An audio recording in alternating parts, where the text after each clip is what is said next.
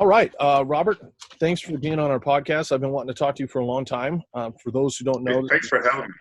yeah, thank you. For those who don't know, Robert Verdell runs the SBG Clinch page, which you can find on Facebook, and puts up a lot of good information. And we were just talking. I was trying to think how long ago I met Robert. I think it's been about 20 years, but I Yes, definitely a want long to time. long time. But he's somebody I wanted to talk to for a while because one of the things I don't think we talk about enough is we don't talk about clinch and we don't talk about wrestling. And we don't talk about that range enough. It's a huge part of our curriculum. And I think it's probably outside of, for a jiu-jitsu player, for a grappler, the single biggest piece that you have to fit in because it allows you to control the distance. So I've been really looking forward to this. But for those who don't know you, Robert, why don't you tell the audience a little bit about your background and martial arts training? Okay, well, it's a very eclectic, okay, extremely eclectic. I first really got into martial arts or grappling. Probably, I went back as like 1969. Okay, I was like about 3 years old. My father was a custodian at a library, and he would take us with us, take us with him, my brothers and sisters and I. And I love books, and I would go, for some reason, I'd go straight to the sports area. Yep. And I would check out all the boxing, catch wrestling, judo, jiu-jitsu, and really that's how I learned how to read. I mean, because initially I could just look at the pictures, and I learned all about the history of boxing, catch wrestling, judo, jiu-jitsu, and I became obsessed with it. And I love pro wrestling. And mind you, I'm from the South, and I'm from a certain period, and pro wrestling was very different back then. Excuse me? Was it more real in that sense? Is that what you mean? It was, to be a pro wrestler, you had to, number one, know how to wrestle. Yeah. Because they had this thing that if you ever got in a real fight, if you lost, you were fired. So you had to, and plus when you first started training, they didn't tell the people that it wasn't real. Right. So they trained like it was a quote shoot. And the type of wrestling I watched, the Southern style pro wrestling, I loved it because I was actually seeing moves that I was doing in the wrestling room. And I loved it. I love the quote scientific wrestling aspect of it. And also judo, jiu-jitsu. It's probably the reason I wasn't really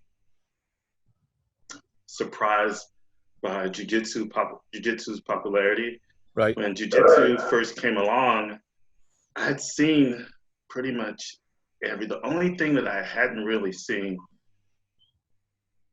I saw pretty much everything. I'd seen the triangle in the judo books and jiu-jitsu books. I saw all the arm locks. I'd seen everything. And the concept of a smaller person beating a big person, anybody that's been in a wrestling room, you see that every day. I was the big person getting beat by the little guy who was more technical. I was a smaller guy beating the bigger guy because I was more technical. And same thing with boxing. It's so whoever had the best technique. So I wasn't really shocked by that. I was just happy that somebody was showing grappling. Yeah. I used to watch the old Chuck Norris movies. And the main reason, even though I was really into all aspects of martial arts, because in all of his movies, he did at least one grappling move, one judo throw, one jiu-jitsu lock. I would just wait during the whole movie just for that one spot where he'd do like an arm lock or something. I was just obsessed. Yeah. And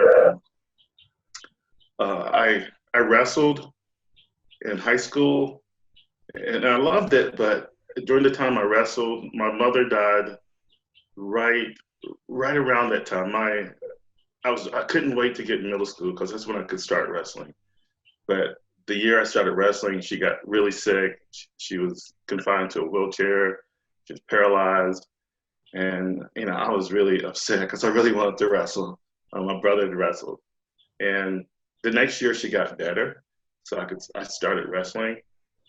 But then the next year she died. And so wrestling was, I was just glad to be on the mat. And I loved the art. But I wasn't as passionate about winning. It was almost therapy. And also looking back, I realized that my wrestling training wasn't really that good. And in the South, wrestling is not really a big thing. It's basketball, football, Yeah. baseball. And then, and at the same time, I was still into kicking. I was still into boxing. I was still obsessed with all the arts. Then I went to the Army, and my first duty station was Korea. So, Taekwondo. I got into a Taekwondo program, and I was ashamed to tell anybody I was a wrestler because I'd heard wrestling is like a dirty word for many years in many martial arts. Yep. Because I'm obsessed with the history of martial arts, and many of them, they tested their skill level in their martial art depending on how they did against wrestlers. Mm-hmm. And that is so consistent. Jiu Jitsu, to Judo, to all those Chinese martial arts, because like Sui Jiao, that was the main grappling. It's like 5,000 years old. Mm-hmm. Same moves that the Judo guys have, but like 5,000 years older. And so those striking Chinese martial arts, they always compared themselves to how they did against the Chinese wrestlers. So I was ashamed to tell people I was a wrestler, and I really got into Taekwondo. I competed.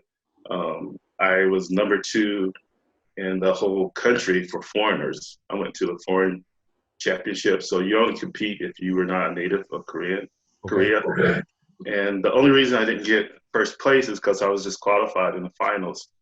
Because right before there, I met a man who was a JKD guy, and I'd read a lot about JKD, and he'd actually trained JKD, and he saw me compete, practice in Taekwondo to the class, and he asked if we could spar, and I was like, yeah, great. And something like you'd see in a movie. We went on top of a building. Marvin would know. Okay, it's really flat. Went on top of a building. We got a little sparring gloves on, and they were like almost like Kempo gloves. Because there was no MMA back then. This was 1984, and we started sparring. Yes, okay. We started sparring, and I was doing my flashy stuff, and he was just using boxing movement, kickboxing. He looked like Bruce Lee, and he just destroyed me. He kind of took me under his wing, and I became obsessed with Bruce Lee, and I started reading about him. And you're probably familiar with the saying that says, "Don't follow a wise man, seek what he sought," or something like that. Yeah. So that's what I did. I became obsessed with Muhammad Ali because Bruce Lee was. Mm-hmm. I became obsessed with fencing, the footwork. And so going back to the finals of that Taekwondo match, I was out there dancing like Muhammad Ali, and the guy didn't touch me, but they said no. They said no Muhammad Ali, and it was actually in a building where they had the first Olympics for Taekwondo. And matter of fact, I was thinking that's the only year that I didn't grapple for the last probably 45 years. I've always done some form of grappling.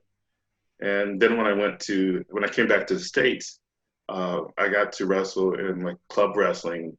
There were different people, Greco, freestyle. They kind of came together. They were like, a lot of the guys were people that didn't make the Army team, or people that were willing to go.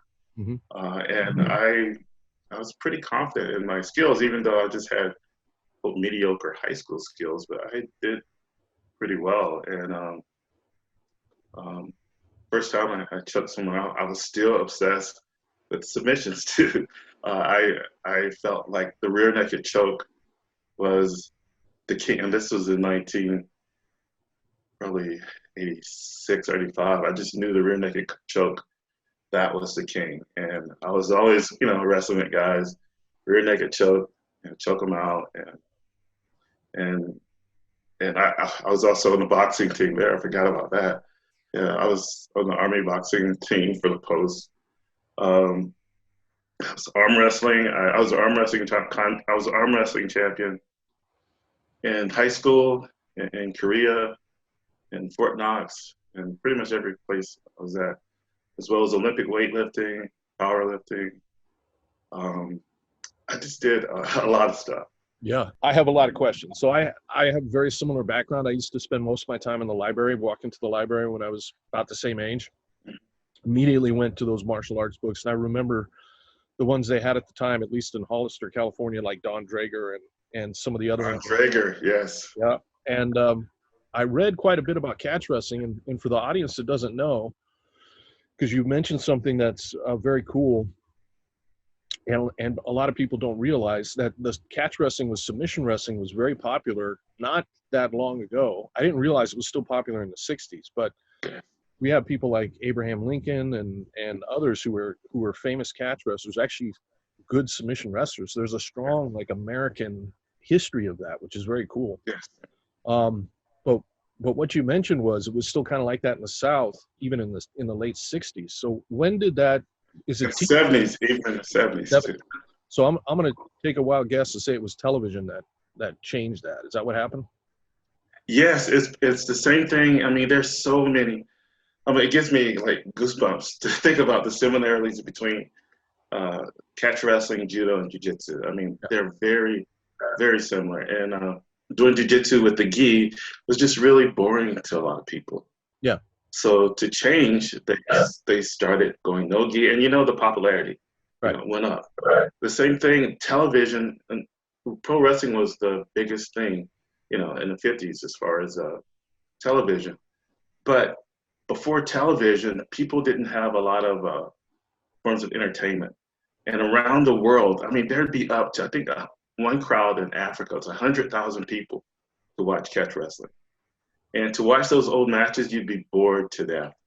Because, I mean, sometimes they go an hour and you'd only see four moves. They would just hold the move for a long time. It was very boring. I wouldn't be bored. Yeah. Okay. I mean, being a historian, and I was like, oh my God, how did they? But that's the only thing they had. They were just glad to get out of the house, to be around other people. They dress up. And judo is very similar. A lot of people don't understand that judo had the same problems that jiu-jitsu ran into, in the sense that you had people who wanted judo for self-defense. Mm-hmm. They wanted judo to be more accessible to everybody. And they had judo that was, of course, the Olympic style judo. Mm-hmm. And Kano, that's why a lot of people broke away from Kano. Kano wanted to share with everybody. Mm-hmm. And so there was these factions in all of those aspects. And I don't know if the listeners know, but high school wrestling was catch wrestling. But to bring it into the high schools, they had to take out the submissions. That's how it got into the high schools. Okay.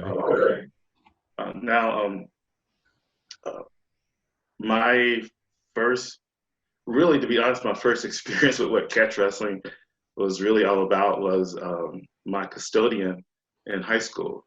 His name was, I don't remember a lot of names, but I just remember his name was Lamar. And again, the main thing with catch wrestling is wrestling. You have to know how to wrestle. It's not what you see in these shoot wrestling guys who, they learned these lock flows and they couldn't wrestle their way out paper bag. Right. You first have to learn how to wrestle. And the wrestling part is the parterre part. And a lot of people are not familiar with the chicken wings, the bar arms, the cradles. There's a lot of technique in there. And the submissions come from that. And a lot of the movements, which they're now called potentially dangerous, you'll see the referees say, well, those went into submissions. And like the Kimura or double wrist lock, top wrist lock, a lot of those were used for pinning. They would get it and they'd hold them down and you'd pin them. But it was kind of lost because, again, people get shoot wrestling and confused with catch wrestling.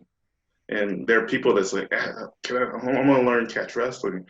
Well, I would say at first I'd have to teach you how to wrestle. And I'm not talking about doubles and singles. I have to teach you how to get on the mat. and wrestle. One of the things that Billy Robinson says, very similar to jiu-jitsu, he says the match doesn't start until it hits the ground. Okay, so it's not about takedown. It's about what you do down there. And so that's why I saw so many of those, the most fundamental movements and that are in jiu-jitsu before. And I wasn't really, I wished I would have been, because I would have been more passionate just about jiu-jitsu, but it wasn't magic to me. I'm like, hey, it's just wrestling. Right. And from the ground, of course, you didn't see guard work. You saw bottom scissors. Yeah. And so they went to quarters, all fours. And if you look now at the UFC, MMA, more people are doing that, getting on all fours and standing back up with wrist control. Mm-hmm. The catch wrestling community, it's pretty crazy. I don't like people who are not open-minded. Sure. And one of the beautiful things about jiu-jitsu is that it's evolved. And a lot of the catch wrestlers, they want to stay in the past. And evolution in catch wrestling would be pretty much jiu-jitsu, I think. Yeah. I think, too, from having talked to some of the guys, there's a little bit of residual bitterness just because nobody knows. Very few people know about catch wrestling or know about that history, even though it was, like you mentioned, it was such an important part of American culture. Yes. And so I think sometimes they get a little annoyed at all the attention going to the Brazilian Jiu-Jitsu guys, which I can understand to a certain extent if I come from that background. Well, let me say this. And a lot of my, quote, catch wrestling brothers might not like this. But the best martial art in the world, in my opinion, is Brazilian Jiu-Jitsu. Okay, and it's not because you can beat someone up or this or that. It's because it truly is for everyone, and that you can do it for a long period of time. The catch wrestling, you don't see. I don't want to be Billy Robinson with the cane, walking around and just pointing. I've had a total of like 17 really procedures all over my body, neck, elbow. If you can see, I can't even. This is as much as I can straighten my arm. Okay, I've had so many elbow surgeries that I can't even straighten my arm. I have cervical stenosis. Any little twerk of my neck, I could be paralyzed. I've had 5 ACL, knee injuries, 3 actual surgeries. But still, I can do jiu-jitsu. I can still do jiu-jitsu competitively. Yeah. I can, if I only had one arm, we have a blind person in our class, okay?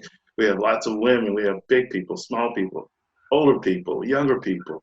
It truly is for everyone. And what the catch wrestlers, what they don't understand is that it's not sustainable.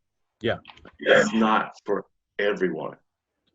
You can make it that way, but matter of fact, the school that I belong to now, like I went through a lot of schools because they would open up back in the 90s. A week later, they were closed. A month later, they were closed. So I was going back and forth, and I came to the school, but right at the time, I was really getting to the heart of catch wrestling. So what I was doing is I retaught myself wrestling. I would go to clinics all over the United States, learning parterre wrestling on the ground. And so what I wanted to do— Not to interrupt you real quick, but I have a question on that. So parterre, when I learned it from Randy, was basically the part of Greco where you try and flip the guy over, right? You're talking about something. Yeah, I'm talking. See, that's one of the weaknesses of freestyle wrestling. Mm-hmm. Their parterre is, I don't want to say it's simplistic. It's simply getting a gut wrench or getting a leg lace and just exposing the shoulders. That's right. It. And when people start going to freestyle and Greco, they lose that parterre from American folk style collegiate. We're the only people in the entire world that does folk style wrestling parterre on the mat. And some people say that we should get rid of it because all of a sudden we have these people in America who, they've been doing folk style and collegiate, and all of a sudden they go to freestyle, competing with people who've been doing freestyle all their life. And Ben Askren said that folk style wrestling is, it's like a brother of jiu-jitsu. Mm-hmm. And it's so right. It's very, very similar. But like if you only train with a freestyle wrestler, a Greco wrestler, they haven't really done folk style wrestling for years. And that's why in an interview with Randy Couture, he said that he had really forgotten about the power of the parterre wrestling, because again, he was so obsessed with the gut wrenching, the leg laces. On the bottom, you just flatten out like Superman. That's all you have to do. But more people are bringing a little bit about, you know, the half Nelsons, the reverse Nelsons. So before I went to the school that I sort of affiliated with now, I was, you know, really focused on trying to make modern real catch wrestling. So I would take legal moves and I would take them to the edge. Mm-hmm. And I was like, oh, this is a new school. I'm going to go there. I'm going to show these jiu-jitsu guys, you know, the power of real catch wrestling, not this shoot wrestling stuff. Problem was, I was hurting a lot of people. Mm. And these people were really nice. And I was like, you know what? For the first time, I got a good group of nice people. I'm not going to hurt them. I'm like, I just put the catch wrestling to the side. And I would rather be with a good group of people than try to, you know, do this thing that's going to hurt people. Because the thing with jiu-jitsu, I know everybody knows people get hurt in jiu-jitsu, but the things are not going like directly against like some of your joint, the cranks, the neck cranks. Right. You could still do it, but still, it just wasn't worth it to me. Yeah, that makes a lot of sense. So, you know that when I talk about grappling, I try and talk about it in a scientific sense. Like, as I often say, there's no such thing as Canadian geometry. Yes. So when we look at it in a scientific sense, like you're talking about folk style and Brazilian Jiu-Jitsu and Greco, when we're talking about the same kind of movements, the style part doesn't really matter. There's a more efficient and less efficient way to do it. And my way of organizing that in my head and when I teach so far has been based on positions. So when I think of the clinch, I'll say, you know, underhook, overhook, 2-on-1, over, under, body lock, single necktie, double necktie. And we could draw from Muay Thai for double necktie, or we could draw from folk style or Greco for 2-on-1 and so forth. How do you, when you put this stuff together, either to teach or just in your own head, how do you organize it in a scientific sense? Okay, so that's what I'm all about. That was more of the ground aspect. When you raise it up to the wrestling aspect, you guys at Straight Blast, in the old Straight Blast forum, you guys helped me so much, okay? Because I don't know if you remember, but Mike Sweetie, John Franco, I would put something up and they would give me questions about, you know, well, how do you train this? Or how do you do this or that? And it made me start to think deeper about things. And or how long do you have to train it? Yeah. So I just look at biomechanics, and I was really kind of upset when not upset, but when John Danaher came out with his program called Feet to the Floor, because that's what for years I said that's what I do, the art of taking someone from their feet to the floor, and how I do that biomechanically, you know.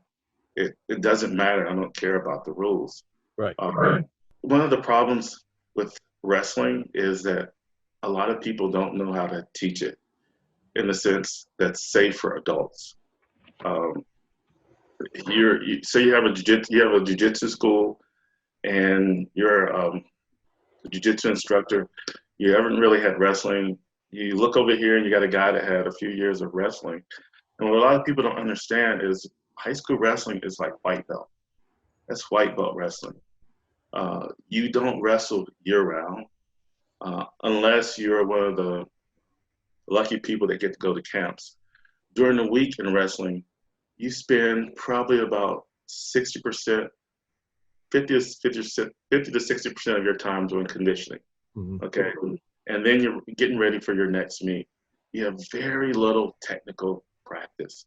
Just imagine that if you did jiu-jitsu only, say, 8 months a year, 6 months, say 5 months a year, and you did only technical practice only, 3 or 4 hours a week. Just big. So you get a guy who wrestled in high school, and he really doesn't know the art and the science of wrestling. And you started something years ago.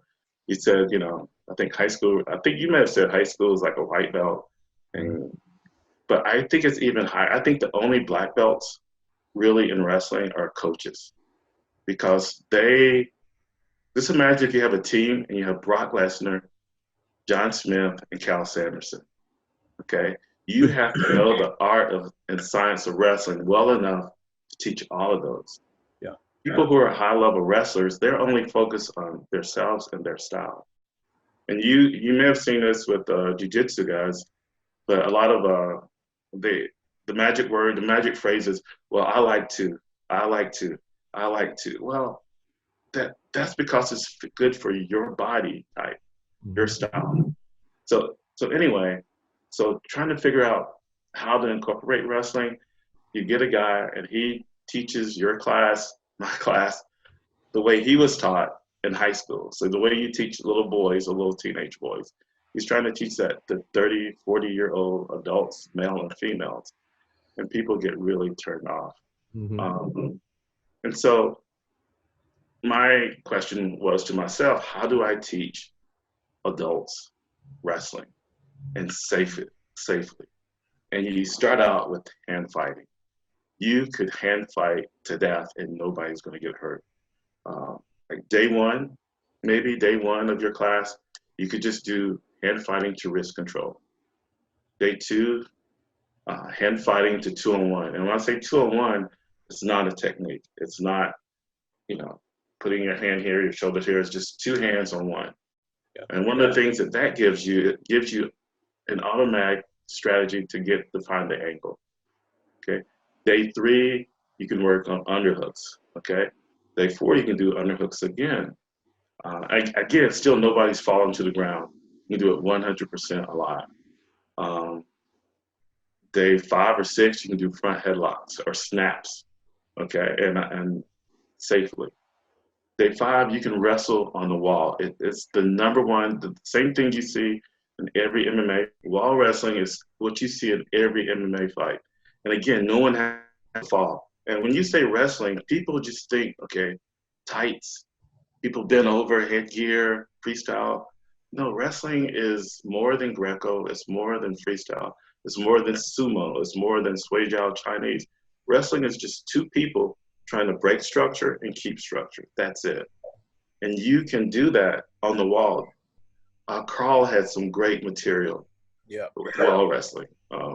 And anyone can do that. And what I found is people, they're not worried about falling down, hitting the ground. That's where you really can practice your head position. That's where you can really practice your underhooks. You can get single legs. You can get doubles. And you don't even have to finish it. But you're learning how to wrestle and you're learning how to be comfortable. Now you could do this, one of the things that Faraz, the hobby, does that I really like is he doesn't distinguish between jiu-jitsu and wrestling. It's like one day you come in to class and maybe you're doing all triangles. The next day you're doing triangles and underhooks. The next day it just may be all singles, You never know. It's all one. And everyone can include this in your class, and still at the end you can roll because to be honest, most people, there's something about rolling that is as addictive as cocaine, right? So I don't think they care as much about what you show in class as long as they get the roll. You don't have to segregate the wrestling, and people don't have to get hurt. Believe me, I'm a pretty old and banged up guy, and I'm not going to teach anything that's going to jeopardize someone's health. So my curriculum, and I've made a couple revolving curriculums that I put on the Straight Glass forums, and I'd probably change some things, probably a lot of things, but still starting out with position, hand fighting, and when hand fighting can be broken down into just wrist control, okay, controlling wrists, 2-on-1s, collar ties, just pummeling for inside position, um, snaps, Mm-hmm. um, on the wall, pummeling, and pummeling is so important because it's not like a technique, but it's learning how to keep your own structure. Yeah. That's the main thing. Keep your own structure. Yeah, what you said about wrestling is two people trying to maintain or break structure is that's a great description. And would you equate pummeling when it's done in a free flow fashion to rolling? Oh yes, it's beautiful. Everyone loves it, and I mean, and one of the cool things is because when a woman learns how to do this correctly, they're usually better than men because their arms can get in where a lot of men can't. Yeah. And because my elbows don't bend, I get body. I have to really take up my technical proficiency to be just a decent female grappler because their arms are always thin enough to find those holes. Yeah. And the problem is that people will actually break their own structure trying to break yours. And so when you're practicing, for a coach, that's the thing I'm looking for. I'm looking at how well they keep their own structure. And when I'm actually pummeling with someone, I don't care if they're, like 18 years old, steroids, whatever. I know that as long as I keep my structure, sooner or later, they're going to break their own trying to break mine. And this is, again, these are practices that anyone could do. A few years ago, one of my students, because I mostly, even though, I'm affiliated with the school, but I teach privately in small groups. And one of my students was, I think he was 65 years old. He was in the Olympic trials back in the 50s or 40s. And he had gone like 40 years without wrestling. And he came to me because he wanted to learn self-defense. And I'm like, okay, because he was having trouble with the neighbor. Okay. And he was feeling insecure. And I was like, man, you already, He didn't know he had. he didn't know he had. Yeah. And I'm telling you, he hadn't wrestled in 40 years. And when we started pummeling, it all came back. Yeah. And I got him to where he could deal with people, like 20 years old who were martial arts instructors. Yeah. And so again, he was really overweight. Yeah. Never got hurt. We pummeled, we found underhooks. What's interesting about what you said, there's a couple things, but when you were talking about, that if you maintain your structure, eventually the other person's going to break structure trying to get at you. That could just as easily been talking about Brazilian Jiu-Jitsu, and you wouldn't have to change a single word in that sentence because that's what good Brazilian Jiu-Jitsu is, as you know. So that's great. The second thing, this is something Paul Sharp tries to, it's kind of a pet peeve of his and mine as well, is like sometimes we'd have students who'd been training MMA or Jiu-Jitsu for years, and then in their mind they think, well, I gotta go do Krav Maga or something because I want to learn I have to learn the self-defense part, and they truly don't realize what they have, the power of the delivery system and the skill sets they have. And it takes very little time to show them and to translate, look, in a fight, this is what it's going to look like. And then they start to recognize the structure. I think more, I would like to see, I know I try and make our instructors do that, but I would like to see more combat sports coaches do that in general, because it's important for people to understand the power of what it is they're learning, and they, in their mind, they're equating it just with sport, but in reality, it's, as you know, it's like you're learning how to fight at that range. Right. And Matt, you played a really important role in the development of wrestling. And can you hear me? Yeah, I can hear you. Okay. Way back, because I first saw you. And I think I've told you this before, in Black Belt magazine, and I saw the word clinch. I'm like, oh my God. It was like, I'm like, someone's talking about the clinch. I mean, it was just incredible. And and you might like to know that in many wrestling rooms, because I study seminars and wrestling practices from all over. I mean, I'm obsessed with it, from all over the United States, all over the world. And because of the UFC, these wrestling coaches are telling their wrestlers that, hey, this is one of the best fighting arts. They make, I mean, because in the early days, Jiu-Jitsu was like the enemy. Mm-hmm. Okay. But now, and it's, matter of fact, it actually started with George St. Pierre, who was, because he beat so many wrestlers, they started selling his product on wrestling and on wrestling resources. But now wrestling coaches are actually telling them. Chael Sonnen even tells a story about not knowing that he could fight. Yeah. He was a wrestler. I remember there were people, and I feel bad about this now, but there are people on my wrestling team being bullied by people. And I was thinking, are you kidding? I'm like, the guy, the first time I saw the quote Twister, okay, which is the wrestler's guillotine, there was a guy named Charlie Kidd back in like the early 80s. He was on my team. He could wrap anybody up in that thing. He was a monster. But people bullied him. He didn't know what he had. You know? Yeah. He didn't know. But it is, and also back before Eddie Bravo was Eddie Bravo, mm-hmm. we used to communicate via email because we used to talk about Greco and clinching from the guard, that the guard is just another clinch. And he was very into learning Greco because he thought that in the guard, what you do without a gi is you pummel, and it's all about clinching. And he still refers to it as clinch. And we communicated probably about a year, just talking back and forth about Greco and clinching. I mean, it's the same. And you've heard me say this before. There are really no arts. They're just high efficient, combative principles, universal principles. And if it doesn't fit in with those, it's usually BS. So one of the things I really wanted to talk to you about was training this material safely. And I think you've done a really good job of explaining that. So some of the other questions I have for you is the connection between Brazilian Jiu-Jitsu and wrestling. And some of the people who are old school American Jiu-Jitsu black belts know this already. A lot of the newer students I don't think know this, but there was as you know, a heavy influence from wrestling on Gracie Jiu-Jitsu. And when I've talked to Howder before, he talks a lot about how much Bob Anderson influenced both Hickson and Holz Gracie back in the day.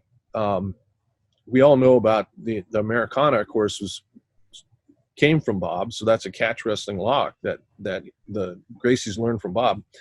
But Chris also believes that the way we tuck our tailbone inside the closed guard came from Greco, and he calls it Greco hips, where you move your tailbone towards the direction of the forward, whether it's flaring it out or pulling it back to stabilize your body.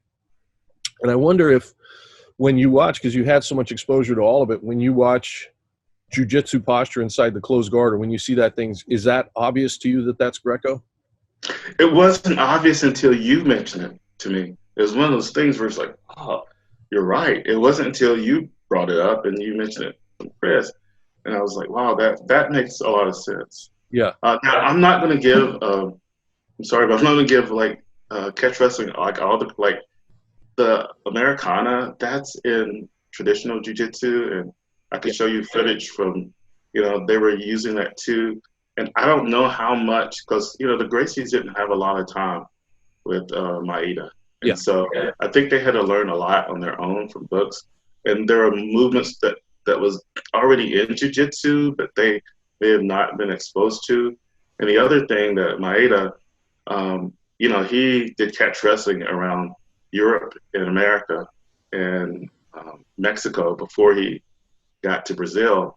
And in his writing, he talks about how, he was surprised that this judo is not working against, that he had to make a lot of changes to be successful. But yes, going back to the concept, it's, Greco is very much hip forwards. That's Greco. Okay. Uh, Freestyle is more hips back. And that's one of the main differences. It's hips forward. And you also talked about the pinning. Do you remember that pinning may have came from wrestling? Oh yeah, I didn't start to think about that until very recently. But when I realized how much difference it makes when you put the weight on the line of the shoulders, Yes. that's the first time it made sense to me that every old grappling art in the world, and every old culture, whether we're talking about Vikings or Native Americans or Mongolians, has a grappling art. They almost always have a rule where if you pin the shoulders, you win. Yes. To me, always seems somewhat arbitrary. Why the shoulders? But then when you see how you can control someone's body completely by doing that, then it started to make sense. Dominance. And I was just, I mean, I probably teach this every day, but I was just showing a female that I was working with who was probably 105 pounds. She couldn't believe that she could hold me down Yeah. just by staying on my shoulder line. Yeah. It's like, it's when you learn the art and science of pinning, it's pretty fascinating. Shoulder line, it's the same as my clinch. You've heard me say it before, but in the clinch, it's all about controlling either the shoulders, spine, or hips. Mm-hmm. That's it. If you can control that, you can control the person. And I really didn't see that in pinning too. I'm like, wow, you're right. It's still, you control that. Their hips could be as free as possible.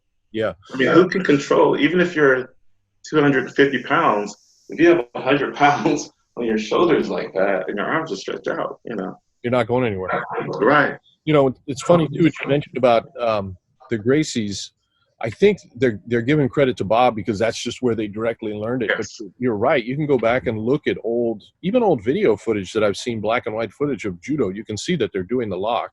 Oh, yes. I remember old judo books where they have the Americana in there.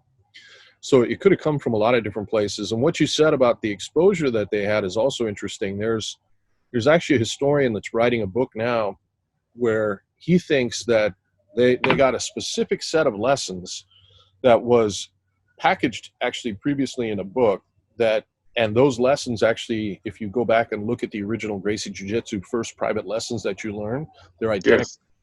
Yes. And then the rest of it evolved because they're in a culture where two men are going to fight and nobody else is going to intervene. And so it's the perfect petri dish for the evolution to happen. But in the reality, like you said, they probably had a very limited exposure to Maeda and the other jiu-jitsu. Yes, he did. And I don't know if you're familiar with Robert Drysdale's Close Guard.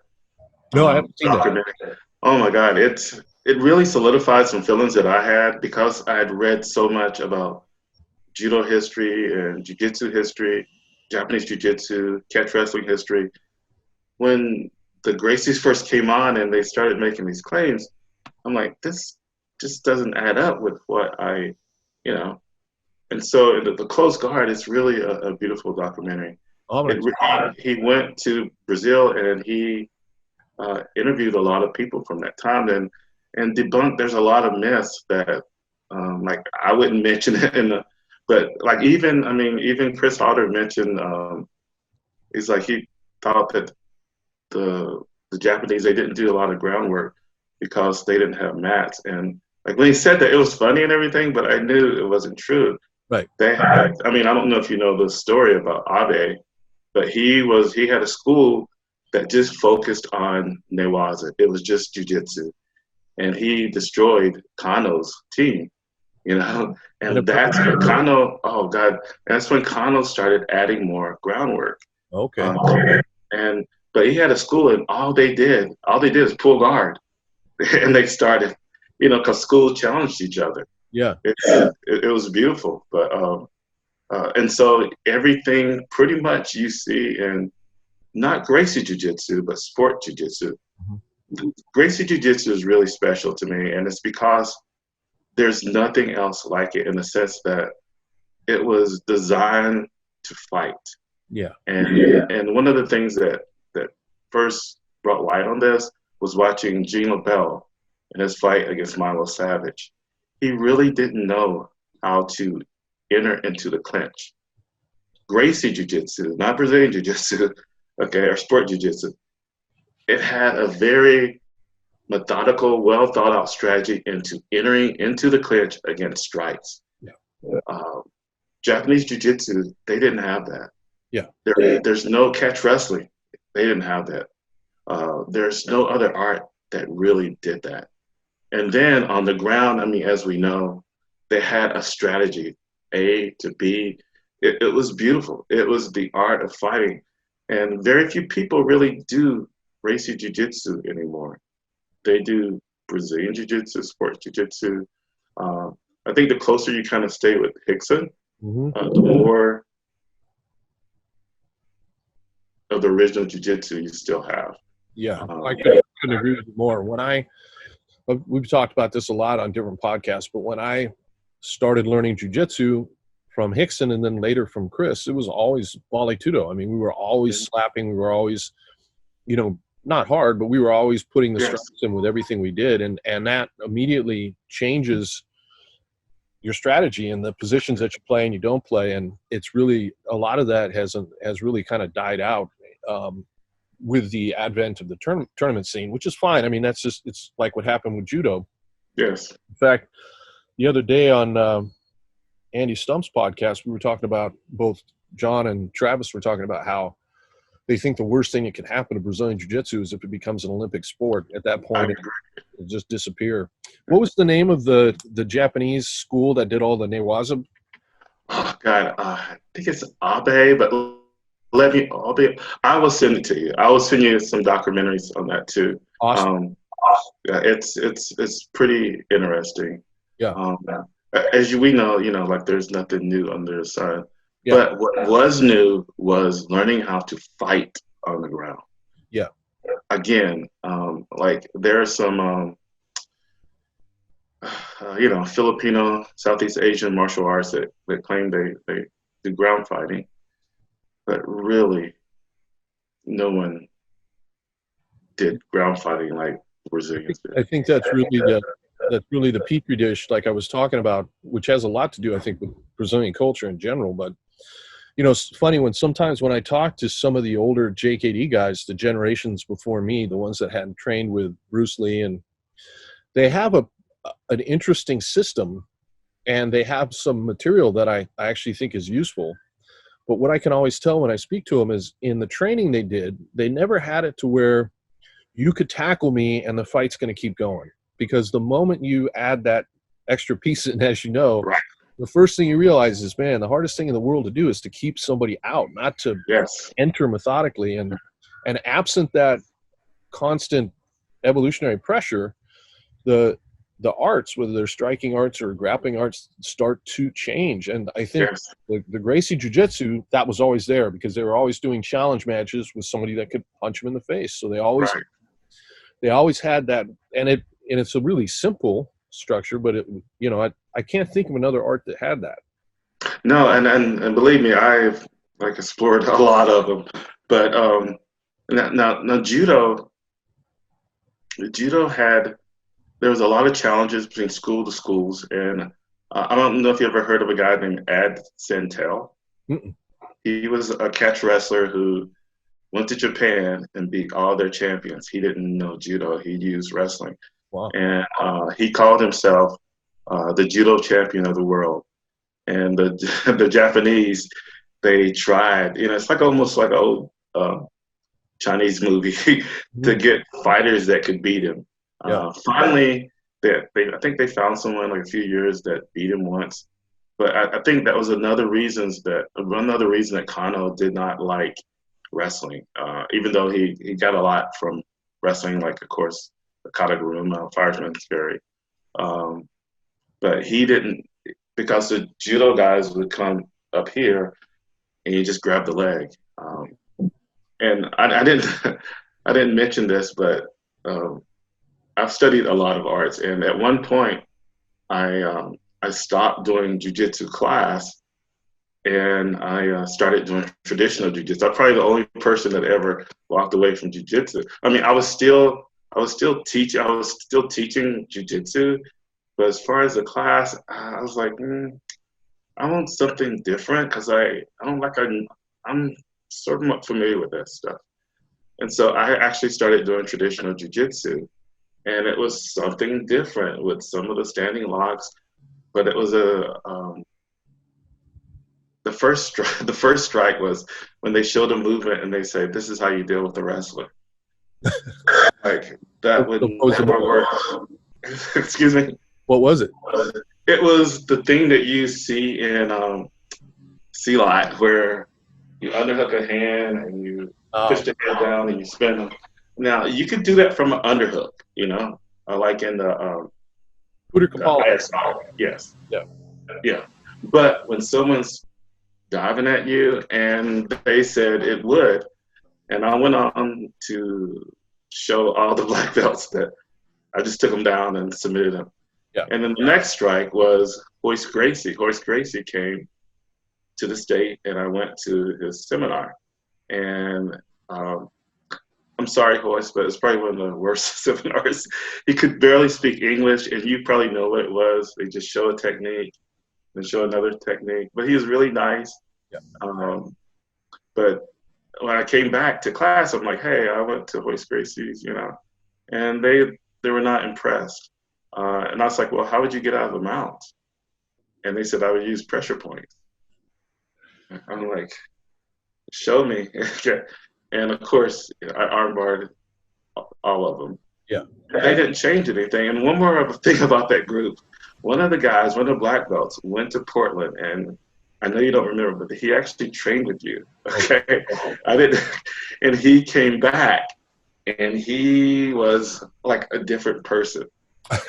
and he was like, man, and I was still training jiu-jitsu too. I was still teaching, and he wanted to start doing the guard work and everything, and the head instructor said no. But it was, it took me years to put that together, who he trained with, but then I realized he trained it. That's funny. I had a positive. So one other question I wanted to ask you about, I think it's really important to train stand-up, clinch, and ground. And I've focused on Brazilian Jiu-Jitsu the most the last 20 years, especially for all the reasons that you talked about, which is primarily it can be done gently. Anybody can do it. And so it's something that you can teach anybody. And I've seen it have such positive effects on people. But I still love the clinch, and I still love stand-up, although stand-up striking is probably the thing I do the least. But I do think every jiu-jitsu player needs to have some really good clinch. And primarily we have two options. I mean, we have others that we can draw from, Sambo and other things. But really, when we talk about that, we're going to be talking about Greco, or we're going to be talking about Judo. And there's no reason why you can't do both. And there's a time and place for each, especially in a jiu-jitsu tournament where you're going to be wearing the gi top and you need the grips. But between those two arts, if you were talking strictly about self-defense, which one would you veer towards the most? Well, I mean, that's really super easy, wrestling. Yeah. Judo is, when I first got into JKD, and then Judo, I was thinking, why don't these JKD guys just do Judo? If they do Judo, they'll have a clinch, and then they'll have some fundamental ground stuff. But then I figured out why.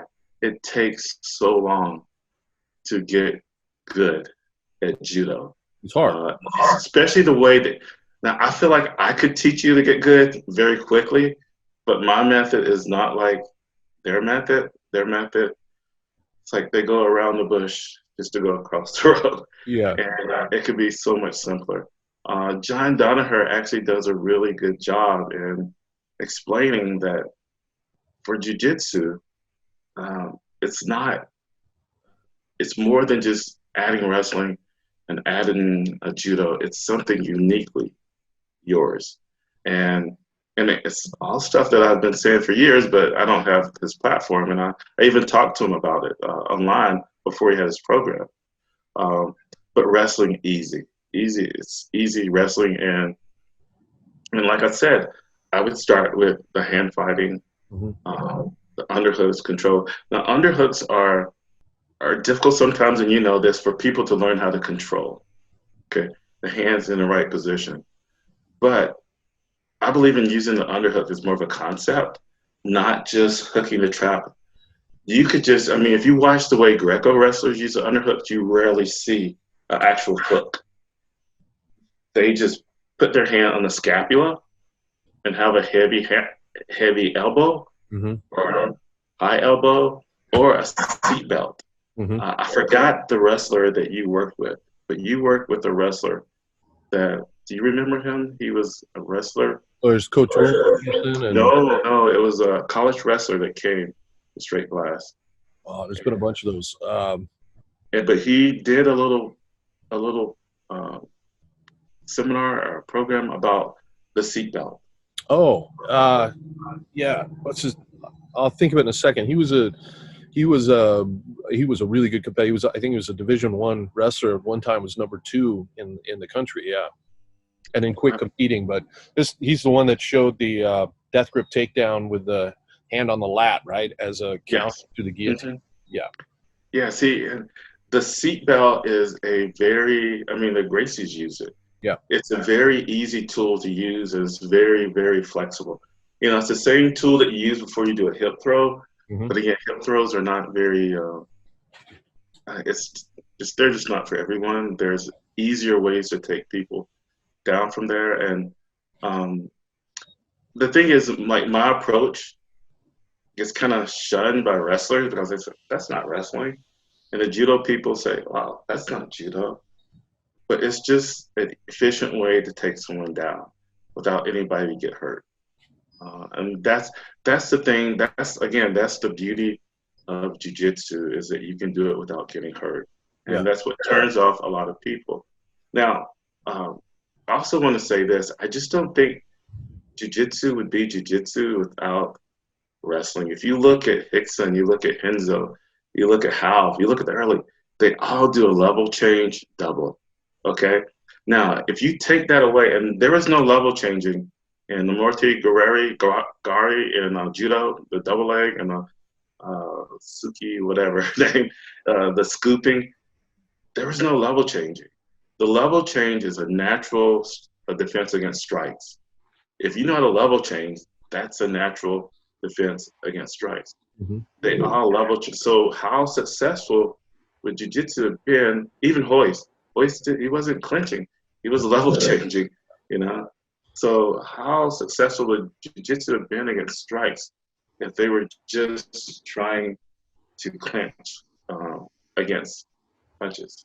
Yeah, so, and the structure on the ground would be different too. I see all kinds of wrestling, especially once they go to quarter, and it's blended so much now. It's hard to see, but Chris has made a big point of this. A good portion of what we do now as modern jiu-jitsu actually came from wrestling. There's just no way around it. I don't know if you remember this, but you actually put out a really good program, I don't know, maybe 15 years ago, that was about using wrestling. You were the first jiu-jitsu person, to my knowledge, in the country, in the world, to do this. Do you remember that? I'm not sure, but yeah, you did. You showed how to use, and it wasn't just standing wrestling; it was wrestling on the ground. Okay. I don't know if you know this, but I have a library of your material, and it was really enlightening. Some of the stuff that you included, and I'm trying to think if you had Dan Henderson with you, or it's just front headlock. It was, yeah. You knew this stuff before a lot of people did. Yeah. Well, I was fortunate in that I had exposure being in Oregon. Pluses and minuses. The minus was there was no Brazilian Jiu-Jitsu guy at all. So, you know, they were all in LA. And so I only had limited exposure to them via seminars, and then I would learn what they showed me. Mm-hmm. Plus was I worked with a lot of really high-level wrestlers because they came to me when they started fighting at the UFC because there was nowhere else to go. So Dan and Randy. And so I actually sparred more from blue belt to black belt. I sparred a lot more in terms of my tough sparring partners with really tough wrestlers than I did tough jiu-jitsu people, which had a direct impact on my game and how I view it. But once you get exposed to it, it's like you can look and you can see it, right? I can see the wrestling that's incorporated in jiu-jitsu, no matter what they call it. You can see, oh, that's a front headlock, and yes, you can recognize the foundation of where it comes from. That's why I always like to talk about delivery systems instead of cultural culturally, Right. styles. And I hate those biases. But yes, they're just those universal principles Yep. with a cultural flavor Yep. to it. And again, sort of garnished by the rule sets. Yep. And something I always wanted to ask you is, you were alone there in Oregon. Yep. How did you improve your jiu-jitsu without being challenged by someone with a higher skill set or even skill set in jiu-jitsu? Well, a couple of things. I was challenged. I certainly had lots of challenges and people that would give me a hard time, but there was nobody around that had better technical jiu-jitsu than I did. So, I was one of the first guys to do it. I was, I think, the first black belt in Oregon. So the people who gave me a hard time, like I said, were wrestlers and occasionally somebody would come up from LA.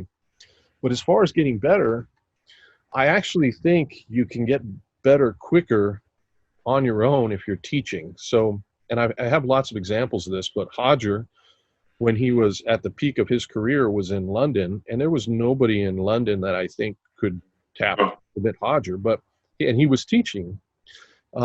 Many of my instructors, for example, Travis Davison, moved to Montana for work when he was a purple belt. There was kind of like when I started my school in Oregon, I started because I wanted training partners. There was nowhere for me to go. Had there been a school, I would have just been a student. He gets to Kalispell, Montana. There's nowhere for him to go. So he starts teaching and eventually opens up his own gym. And I saw a lot more progress in Travis's jiu-jitsu as I would go down and see him every few months from purple to black than I ever did from white to purple. And so I really do think that there's a lot of power to be had in teaching, because you have to think about what you're doing. You have to break it down. And so I don't feel like that part of it was a handicap in terms of being up here in Oregon. I had less exposure to technique. I would have learned technique probably quicker, but I feel like the learning process may have even been better because I was having to teach it. But you had a lot of technique. I mean, you showed. I mean, there's probably not a week in the last I don't know, 10, 15, 20 years that hasn't gone by when I was like, I saw that. I mean, like 15, Matt was showing that. I don't know if you had a lot of coaches that were coming in and kind of influencing you, but you had a lot of technique that is just coming to light now. Chris would come up frequently, and Chris is a Powder's fountain of information, would always teach us a lot. And then we would have other black belts would come up. So I'd say probably 6 times a year or more, we had somebody up here who would stay for a week at a time and teach. And then, like I said, I didn't really differentiate that much between Greco or folk style or jiu-jitsu. If I learned it and it worked when we were rolling, I would implement it. So probably half of what I was teaching was wrestling. I feel like now what's happened the last 15 years, especially, and even more so the last 4 or 5 years with having reconnected with Hickson and Henry, is we've taken that material and we're really focusing on just the real core of it and trying to really dial down to efficiency. So it's not so much about volume anymore. It's strictly about depth, especially with the other black belts. And I think that is really beneficial for the new white belts we have, because the new white belts that we have are getting exposed to fundamentals at a much higher level than I could have taught them when I was a new black belt or a brown belt, 25 years ago. So in that sense, it's been a kind of an evolution. And I'm sure the same thing happens with wrestling, where you have a stage where you have all this technique, especially like you said as a coach, because you have to be able to accommodate all these different styles of things that might work for different people. But then after 30 years or so, you can start to really see principles, and it narrows, to that really good stuff, which is the stuff that I really love, which primarily I think in terms of the jiu-jitsu family comes from Hickson's lineage. Yeah, it's 100%. I mean, and again, when you stick with the fundamentals, you don't have a lot of those problems. My clinch philosophy and game is so small that I think people would be bored with it, No. you know? But if you see what really works, Yeah. it's not, I mean, even if you look, like, to me, MMA is the ultimate laboratory. I mean, it doesn't have everything, but it has most things. Absolutely. Whether you're looking at Jiu Jitsu, I can nail it down to 5 to 10 movements that you see most often as far as Jiu Jitsu. In wrestling, I can nail it down to about 5, you know, or less. And you can continue to refine those fundamentals. And it's something that you often said that I really get a kick out of finding out that I don't know things as well as I do as far as the fundamentals, that there's a higher level in this fundamentals. Just a simple body lock, a 2-on-1. You wouldn't believe how much I've learned about just the 2-on-1. An arm drag. My arm drag is not the arm drag that most of us was taught. It's a more efficient, believe it or not, it's a more efficient arm drag, you know. But it's just taking these fundamentals, just like you say, and just trying to take it to a more efficient level. But number one with me, though, is would it work for that lady over there who's a 32-year-old housewife? Would it work for that guy over there who's a 60-year-old, the bad leg? Yeah. And would it be good for that guy who's only 18 is going to MMA? If it fits all of those, and the Kenner and Kieran? yeah, they really started that with me. Is that, you know, is it for everyone? If it's not for everyone, I throw it out. I mean, even though, and you did this because remember I asked you about a takedown that you were really good at. You remember the overhook, and you would drop and that's it. And I'm like, God, you never teach that. And it's like, because it's yours. It's your game. And that just kind of stuck with me. I've only taught my judo game to like 2 people.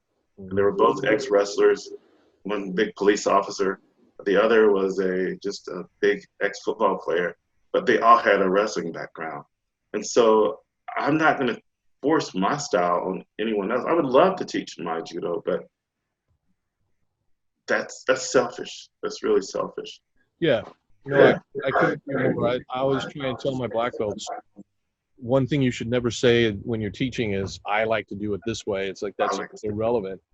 The criteria that we have for fundamental, because that's probably one of the questions I get asked the most, right? What is a fundamental? Number one, it's exactly what you just said. It's got to be universal. So it's going to be for everybody, 110-pound woman, 260-pound guy, 55-year-old broken body, 30-year-old healthy athlete, universal. Number two, it'll transcend geography and culture and stuff we're talking about. Like it's not bound by, you know, being Japanese or Brazilian. Right. And then 3, efficient. And there are things that are universal and not bound by culture, time, or era, but that they can still be done more efficiently. And exactly what you said is, like, when I see a more efficient way to do something, a fundamental that I've been doing for 30 years, to me, that's gold. That's what that's gold. Yeah. Yeah. You know, I think this is great. I know that people are going to love this conversation, especially the historical part. We're going to have to do this again so we can talk a little more history about the wrestling. But yeah, it's been more than an hour, and I want to thank you for coming on the podcast. It was really fun to finally get a chance to talk to you and let everybody else get a chance to meet you. I was extremely nervous about this because, you know, I don't do stuff like this. Yeah. But I'm trying to get out of my comfort zone a little bit, and because I'll probably be retiring from teaching in maybe 5 years, and I would like to go around and share what I have. Absolutely. Be great. Thank you again, Robert. Yes, sir. Thank you very much.